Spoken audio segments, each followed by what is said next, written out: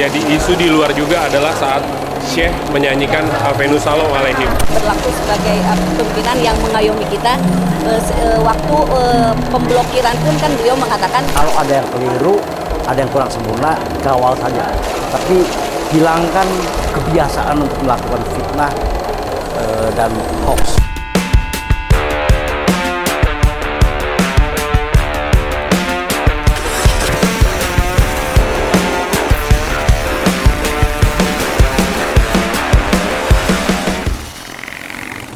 Halo orang-orang penting, kembali di Ngobrol Penting, dan hari ini aku ditemenin sama Ibu Monique Reikers, betul? Ya.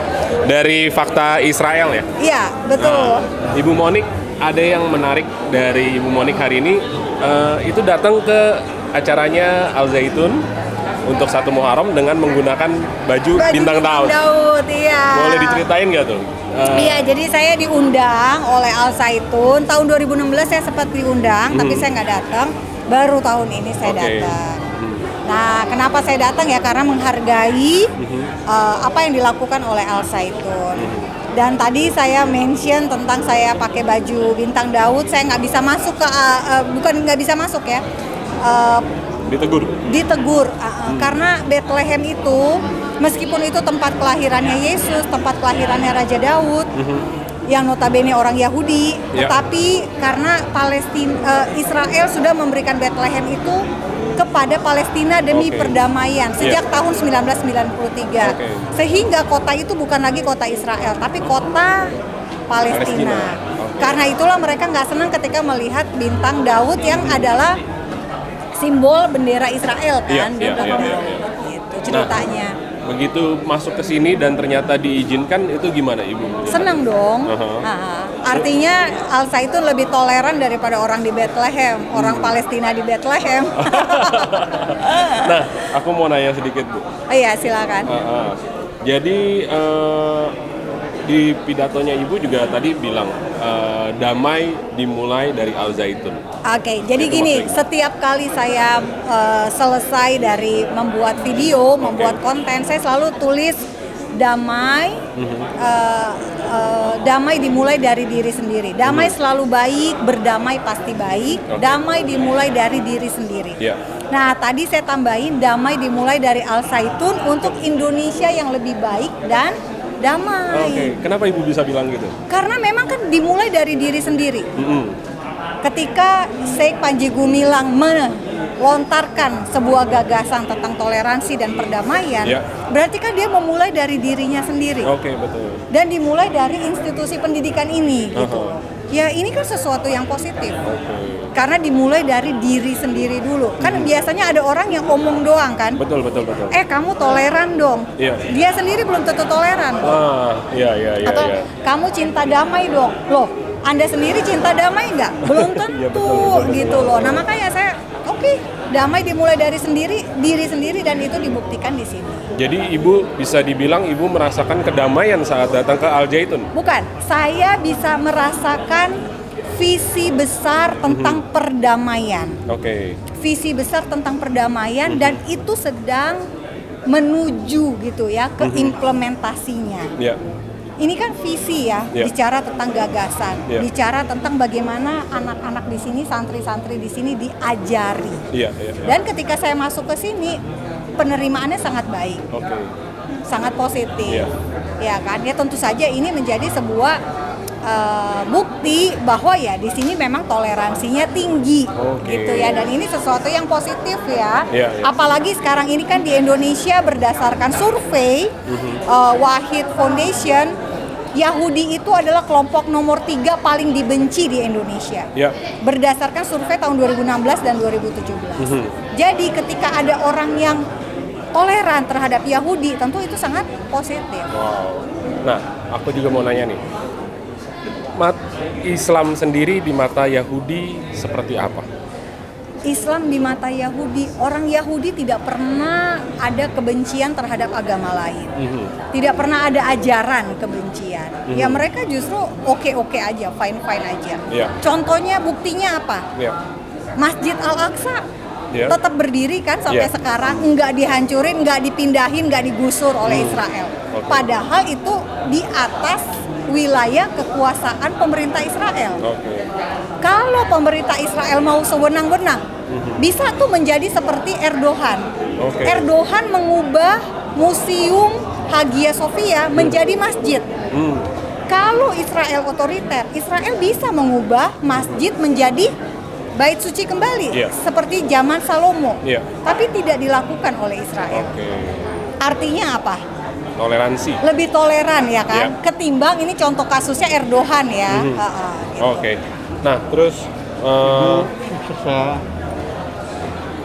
dan Ibu tadi sempat bilang kalau kita selama memperjuangkan kebenaran itu kita tidak boleh takut. Iya, betul. Nah, benar atau tidak? Apakah menurut Berani karena benar, Berani takut karena- karena salah. Nah, takut karena salah. Tapi kalau menurut Ibu, apakah kebenaran menurut masing-masing orang itu sama? Jadi gini, menurut saya gini, baik belum tentu benar, tapi benar pasti baik. Oke. Baik aja belum tentu benar loh, tapi kalau benar udah pasti baik. Iya. Kalau menurut saya kebenaran hanya satu. Contoh fakta sejarah. Apa mungkin ada dua fakta sejarah? Oke. Bisa aja, Bisa tapi yang benar pasti hanya satu versi kan. Betul. Gitu loh. Oke. Nah itu loh cara berpikirnya itu. Iya, iya. Kita boleh melihat dari dua sudut pandang. Kita harus mendengar dari dua sisi. Tapi kebenarannya kan hanya satu. Iya. Setelah mendengar dari dua sisi. Kita harus istilahnya Tabayun lagi. Nah, itu betul ya. Iya, kalau saya ditambahin ya, tabayun dan cek fakta. Cek fakta. Iya, sama aja kayak orang-orang di luar. Orang-orang di luar ngomongin Al Zaitun. Oke, mereka harus tabayun dan cek fakta di sini. Oke. Sama aja apa yang dihadapi oleh Al Zaitun sekarang ini sebetulnya mirip dengan apa yang dialami oleh Israel. Orang-orang banyak sekali ngomongin negatif tentang Israel. Tapi pertanyaannya, apakah Anda pernah ketemu orang Yahudi? Nah, Apakah Anda sudah pernah ke Israel? Udah pernah lihat sendiri belum? Gitu loh. betul. Nah itu dia, Nah, yang tabayun dan cek fakta. Dan yang terjadi sekarang kalau menurut Ibu bener gak? Karena kemajuan teknologi dan segala sesuatu dimudahkan oleh media sosial, apa yang Iya. menjadi viral itulah yang dianggap benar oleh masyarakat, padahal itu belum tentu Iya, benar. jadi sebenarnya gini, media sosial adalah cara paling efektif untuk mengangkat sebuah berita. Kayak kita aja di sini, lokal news bisa menjadi viral se-Indonesia karena apa? Karena orang forward. Tetapi dampaknya adalah orang hanya cepat memforward tanpa ngecek faktanya. Iya. Padahal harusnya dia ngecek dulu dong, nih bener nggak informasinya, ya kan? Nah karena itu memang kita butuh untuk selalu hati-hati dalam men-share. Iya. Cek before sharing. Pastikan Anda semua membagikan informasi yang benar, bukan membagikan misinformasi. Oke. Gitu. Nah, cara mengecek dia misinformasi atau informasinya benar, baca. Balik lagi Cek siklusnya. fakta. Iya. Iya, Oke. memang gitu. Dan kalau menurut Ibu, apakah yang terjadi sekarang dengan isu di luar sana tentang Al Zaitun adalah misfakta setelah datang ke Al Zaitun? Mungkin yang saya baru bisa membuktikan sendiri adalah ketika itu tahun 2016 Al Zaitun datang ke tempat saya menyanyi lagu Hava Shalom dan Hava Nagila dengan irama keroncong. Mereka bertoleransi. Yang saya pikir selama ini adalah toleransinya itu hanya sekedar karena ada event. Oke. Ternyata itu diajarkan sampai ada monumennya. Toleransi dan perdamaian. Jadi artinya apa? Itu bukan hanya sekedar Wacana. bukan hanya sekedar acara, menghadiri acara Oke. makanya kita bertoleransi. Enggak, ternyata diajarin. Oke. Ya. Minimal ada monumennya, minimal ditulis. Artinya harusnya ada implementasinya kan? Iya, betul. Nggak hanya ditulis doang, Iya, nggak iya. hanya pajangan doang. Iya. Nah itulah yang saya, oke. Oke. Ini sesuatu yang baru saya tahu karena wartawan yang datang ke sini nggak pernah tuh foto di tempat itu. Oke. Itu untuk memperlihatkan monumen itu bahwa ada toleransi dan perdamaian. Yang jadi isu di luar juga adalah saat Syekh menyanyikan Avenu Salam Alaihim. Sebetulnya Avenu Salam Alaihim itu untuk orang Ini Yahudi itu lagu rakyat biasa. Bukan. Anak-anak bocah-bocah nyanyi lagu itu. Tapi memang ada lagu Sabat untuk Syabat ya. Syabat itu kan hari istirahatnya orang Yahudi mulai dari jam 6 petang hari Jumat sampai jam 6 petang hari Sabtu. Oke. Ada lagu judulnya sama, liriknya beda, melodinya beda. Yang dinyanyikan Syekh Itu lagu rakyat biasa. lagu rakyat biasa. Dan itu bukan lagu ibadah. Oke. Karena liriknya beda. Ya. Nah, terakhir dari Bu Monik, pesan-pesan untuk netizen Indonesia.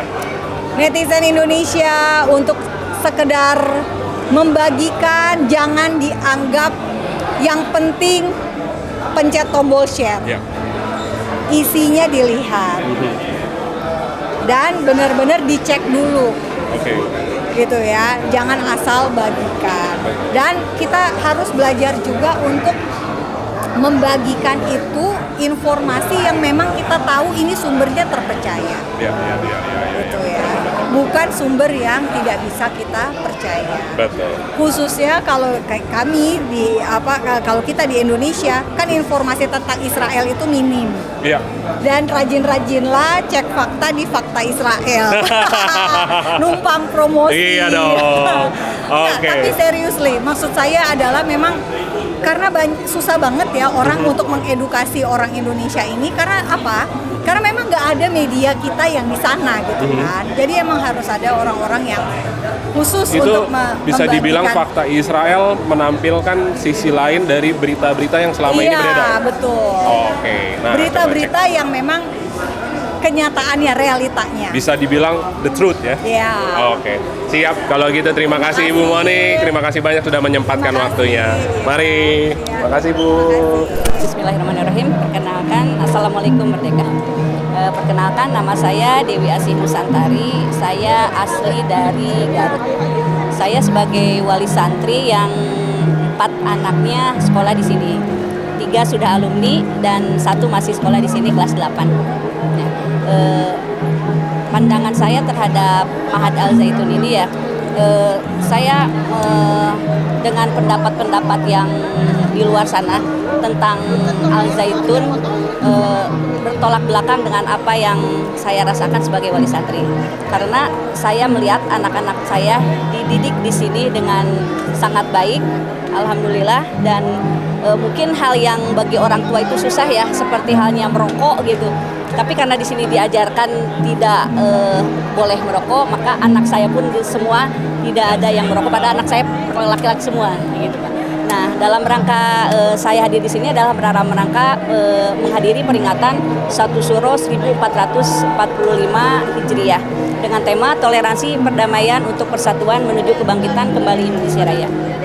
Dan pendapat saya tentang Syekh Mahat Al Zaitun adalah beliau sosok yang tegar karena dengan fitnahan yang banyak, dengan yang fitnahan yang bertubi-tubi, beliau tetap tegar dan tetap berlaku sebagai pimpinan yang mengayomi kita. Waktu pemblokiran pun kan beliau mengatakan jangan khawatir dengan pemblokiran ini karena tetap akan memberi makan kita sebagai makan anak-anak kita sebagai santri di sini gitu. Oke, dan boleh gak ucapan terima kasih kepada Pak Pablo? Boleh. Untuk Pak Pablo Benua, beliau bukan siapa-siapa, beliau bukan siapa-siapa ya, bukan wali santri, bukan juga nggak ada latar belakang dari Mahat juga, tapi beliau sangat care terhadap Mahat. Bahkan beliau tadi menyampaikan apabila Mahat kekurangan untuk operasional, beliau siap membantu. Terima kasih untuk Pak Pablo Benua atas care-nya terhadap kita, atas pembelaannya terhadap kita, atas simpatisnya terhadap kita. Wassalamualaikum, merdeka. Secara umum kesan dan pesan saya itu untuk dalam mengikuti acara tadi itu luar biasa. Hal yang sangat memberi kesan yang luar biasa adalah bagaimana Al Zaitun ini bersikap sangat toleran dan menerima keberagaman. Ya. Kalau kemudian tema hari ini adalah untuk 1 Muharram ini adalah toleransi, perdamaian untuk persatuan menuju Indonesia yang bangkit kembali dan sebagainya, itu menurut saya cocok karena itu bukan hanya diucapkan sebagai narasi Al Zaitun untuk kali ini, tetapi juga sudah dilakukan. Itu saya pikir sesuatu yang sangat sulit orang menarasikan sesuatu secara luar biasa itu mudah, tapi Al Zaitun ini bukan hanya bicara tapi mereka melakukan. Ada begitu banyak undangan dari pihak-pihak luar yang non muslim yang bisa bicara apa saja sepanjang hari tadi itu, dan semua menyampaikannya dengan terbuka. Kenapa tema ini penting? Menurut saya ini masih sangat relevan. Jadi tadi Syekh menyebutkan bahwa kita pernah bersepakat menjadi satu bangsa, menjunjung tinggi satu bahasa, dan bertanah air Indonesia ketika tahun 1928.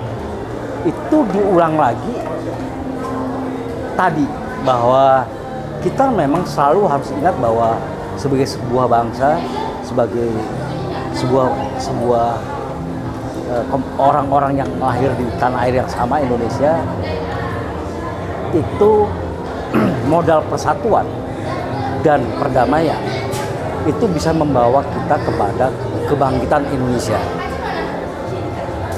Nah, saya akan ceritakan sedikit bagaimana itu menjadi penting, karena kita bandingkan ketika Sriwijaya berumur hampir 600 tahun.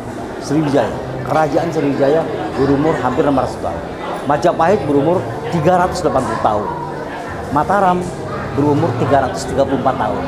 Tidore berumur 179 tahun. Indonesia nanti 17 Agustus baru berumur 78 tahun. Jadi usia bangsa kita ini, negara kita ini sebetulnya masih muda. Akan banyak dan panjang sekali perjalanan. Oleh sebab itu, Al Zaitun menurut saya sangat baik dengan memberikan contoh bagaimana mereka punya sikap toleran, mereka suka perdamaian, mereka gandrung terhadap persatuan untuk melihat ke depan. Itu hal-hal lain yang berkaitan dengan kasus Al Zaitun segala macam yang saya kagum adalah mereka tidak peduli, mereka tidak menganggap itu masalah serius, itu masalah yang mereka lihat. Syekh dan kawan-kawan dan Al Zaitun melihat ke depan. Itu yang menurut saya apresiasi. Saya tidak duga bahwa hari ini 20 orang bicara dan semuanya bicara tentang Indonesia ke depan. Kira-kira begitu. Terkait kemandirian yang sedang akan dibuat terkait kapal itu, ya itu saya pikir gini, kita ini baru kira-kira setelah reformasi menyadari betul bahwa negara kita ini negara kemaritiman. Di masa sebelumnya kita lebih menganggap negara kita ini kontinental. Ada begitu banyak kebijakan tentang dengan pijakan dasarnya sebagai negara kontinental. Baru kira-kira setelah reformasi kita menyadari bahwa sejatinya negara kita adalah kemaritiman. Dan apa yang dilakukan oleh Al Zaitun dengan gagasannya membuat kapal itu, dan kapal itu kapal yang besar, saya pikir itu betul-betul bukan, itu sekali lagi menunjukkan bagaimana Syekh itu bukan hanya bicara, tapi juga melakukan itu, dan itu sangat dengan kesadaran tentang negara kemaritiman. Bahwa itu sifatnya bisnis ya nggak apa-apa, sah-sah aja. Tapi siapa sih orang yang kemudian berpikir bahwa oh ya oke, negara kita maritim, oleh sebab itu mari kita buat perahu, mari kita buat kapal. Orang cuma narasi aja yang dia ada. Dan itu diselenggarakan bukan oleh negara, tapi oleh pihak swasta. Saya pikir seperti yang dikatakan bahwa orang besar itu bicara gagasan-gagasan besar. Orang kecil itu bicara tentang cuaca aja. Gimana hari ini? Oh, kemarin hujan lebat ya.